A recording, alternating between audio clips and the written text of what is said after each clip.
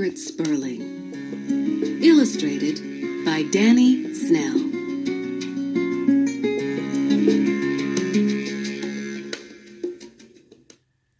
Now it's time to hear the story.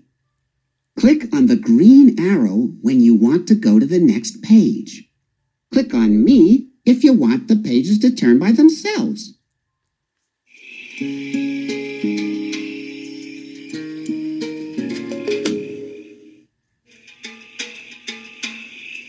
One night, far away in the desert, a little Bilby left her burrow for the very first time.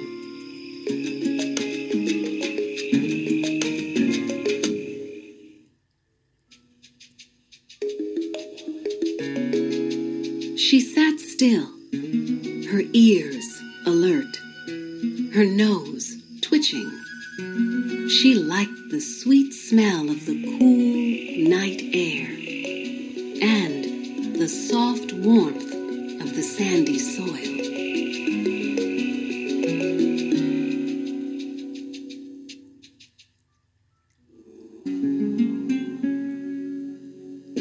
But most of all, she liked the moon. It was big and round and shiny and bright, and its silver light was soft and gentle.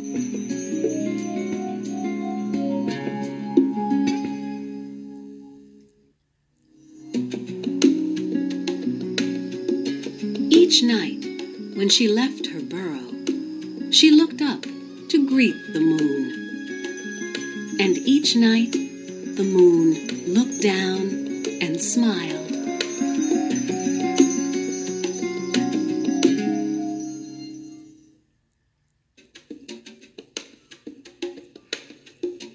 But then, one night, the moon didn't smile. Little Bilby was worried. A piece of the moon was missing.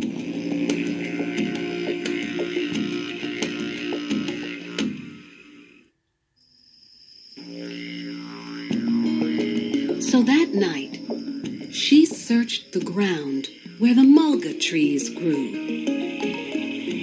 She met a hopping mouse, busy looking for seeds and insects.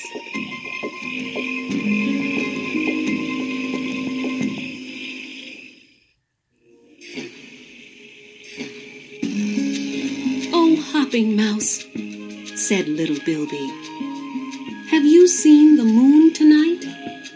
A piece of it is missing."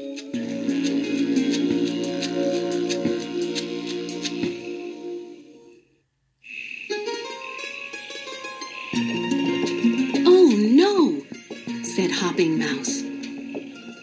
"I will look in the spinifex grass. If I find it, I will tell you."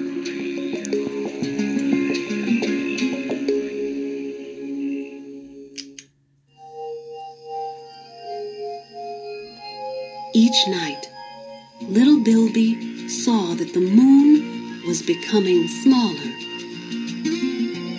Sand Dragon was sleeping in a hummock of grass.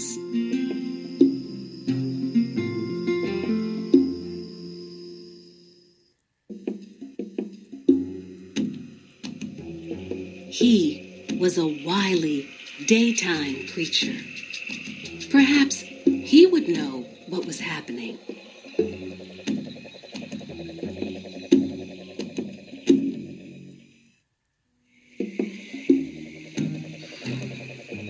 "Oh, Dragon," said little Bilby, "have you seen the moon tonight?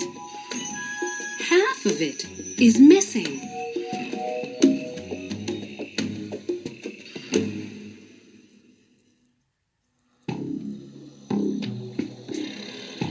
"Oh, dear," said Dragon sleepily. "I will look tomorrow. If I find it, I will tell you."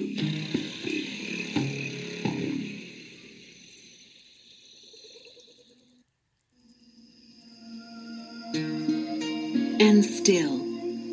Night after night, the moon became smaller and smaller, and the desert became darker and darker.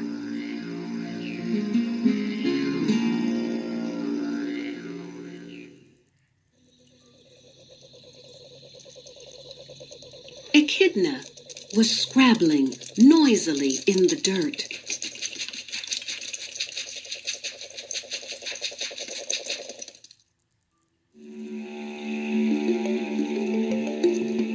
"Oh, Echidna," said little Bilby, "have you seen the moon tonight? More than half of it has disappeared."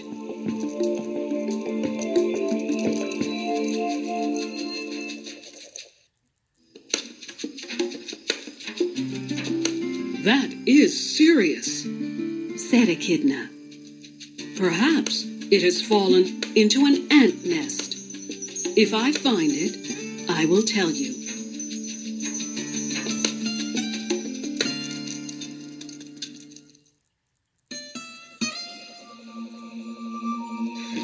The moon was now just a thin silver crescent. "I could ask Mole," thought little Bilby. "He burrows through the sand."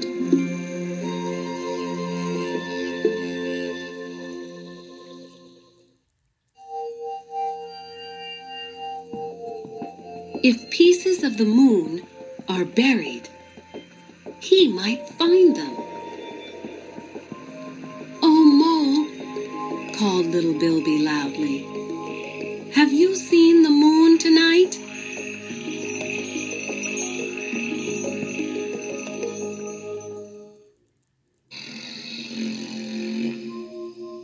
"Almost all of it has disappeared."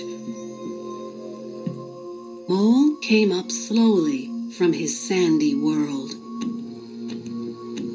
"I have never seen the moon," he said sadly.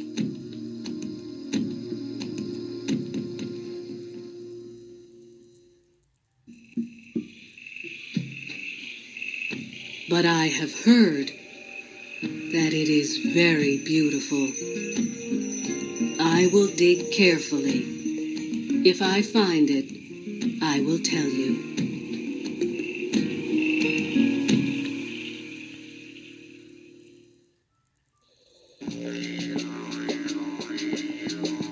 The moon was very small.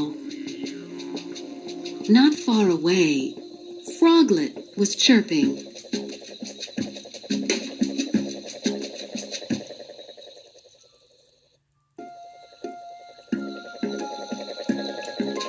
"Oh, Froglet," said little Bilby, "have you seen the moon tonight? It has almost disappeared." "So it has," said Froglet.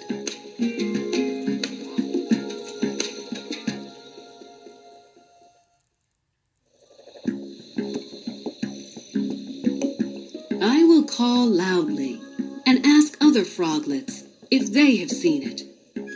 If I find it, I will tell you."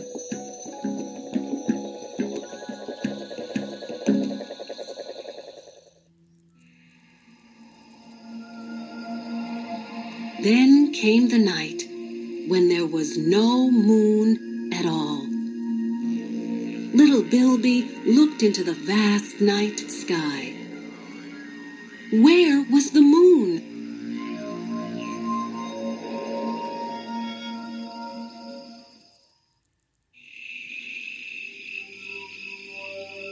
Strangely, the stars were twinkling more brightly than she had ever seen before.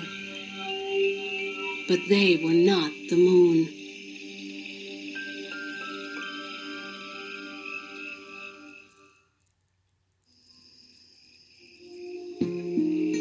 Little Bilby felt sad, but she didn't give up. She searched high. She searched low.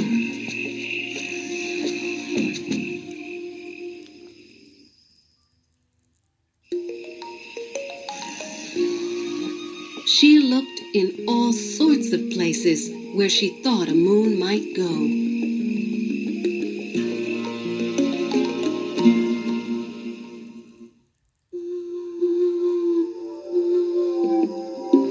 "What are you looking for, little Bilby?"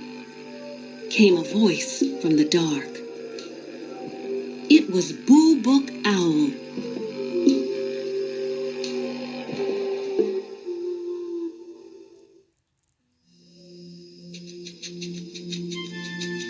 "I am looking for the beautiful, round moon," said little Bilby. "It has disappeared."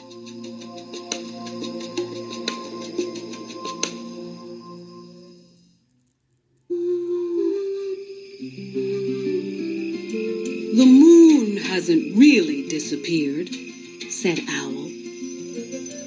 "Sometimes we can see it. Sometimes we cannot. It will come back soon."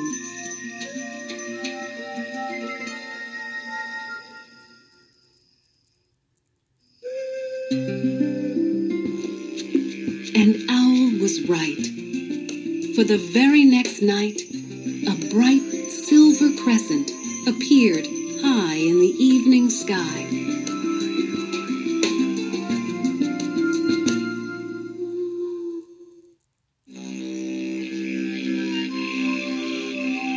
And each night, the moon became bigger and bigger, and the moonlight became brighter and brighter.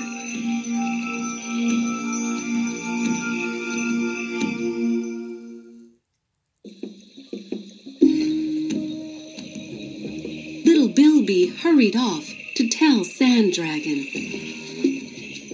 "Have you seen the moon tonight? Half the moon is back."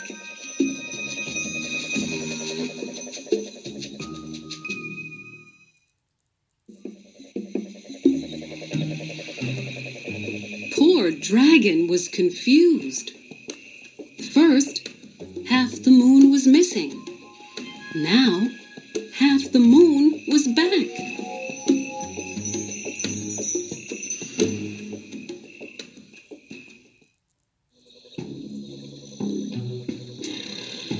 "How strange," he thought, and went back to sleep.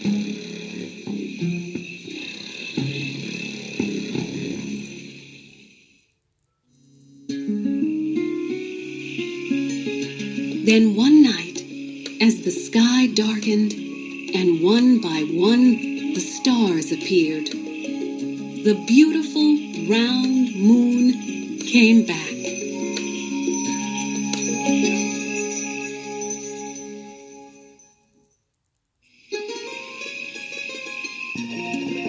"Moonlight makes whiskers silver," said Hopping Mouse.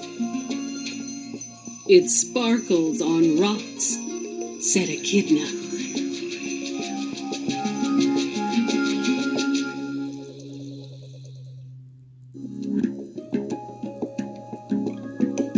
"It glistens on dew," said Froglet.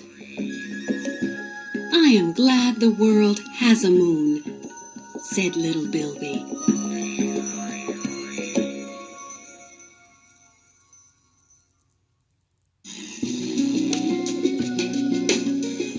And they sat on the sand and told Mole all about the moon.